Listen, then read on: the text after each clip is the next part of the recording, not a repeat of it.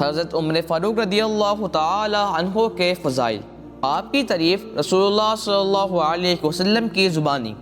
آپ صلی اللہ علیہ وسلم نے فرمایا، جنت میں بلند درجات والوں کو جو ان کے نیچے ہوں گے ایسے ہی دیکھیں گے جیسے تم آسمان کے افق پر طلوع ہونے والے ستاروں کو دیکھتے ہو، اور ابو بکر اور عمر دونوں انہی میں سے ہوں گے، اور دونوں کیا ہی خوب ہیں۔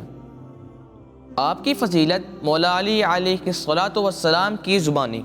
حضرت محمد بن حنفیہ رضی اللہ تعالی عنہ فرماتے ہیں کہ میں نے اپنے والد مولا علی علیہ الصلوۃ والسلام سے پوچھا کہ رسول اللہ صلی اللہ علیہ وسلم کے بعد سب سے افضل صحابی کون ہیں؟ انہوں نے فرمایا ابو بکر۔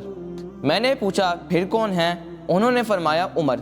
مجھے اس کا اندیشہ ہوا کہ اب پھر میں نے پوچھا کہ اس کے بعد تو آپ کہہ دیں گے عثمان، اس لیے میں نے خود کہا اس کے بعد آپ ہوں گے۔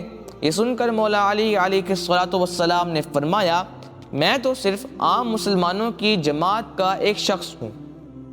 آپ کی پیروی کا حکم۔ حضرت حذیفہ رضی اللہ تعالی عنہ فرماتے ہیں کہ ہم لوگ نبی کریم صلی اللہ علیہ وسلم کے پاس بیٹھے ہوئے تھے تو آپ صلی اللہ علیہ وسلم نے فرمایا، میں نہیں جانتا کہ میں تمہارے درمیان کب تک رہوں گا، لہٰذا تم لوگ ان دونوں کی پیروی کرو جو میرے بعد ہوں گے، اور آپ نے ابو بکر اور عمر کی جانب اشارہ کیا۔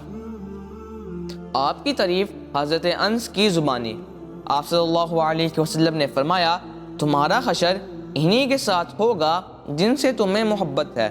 حضرت انس بن مالک رضی اللہ تعالی عنہ فرماتے ہیں کہ ہمیں کبھی اتنی خوشی کسی بات سے نہیں ہوئی جتنی آپ کی یہ حدیث سن کر ہوئی کہ تمہارا حشر انہی کے ساتھ ہوگا جن سے تمہیں محبت ہے۔ حضرت انس بن مالک رضی اللہ تعالی عنہ مزید فرماتے ہیں کہ میں بھی رسول اللہ صلی اللہ علیہ وسلم سے اور ابو بکر اور عمر سے محبت رکھتا ہوں، اور ان سے اپنی محبت کی وجہ سے امید رکھتا ہوں کہ میرا حشر انہی کے ساتھ ہوگا، اگرچہ میں ان جیسے عمل نہ کر سکوں۔ اسلام لانے کے بعد عزت۔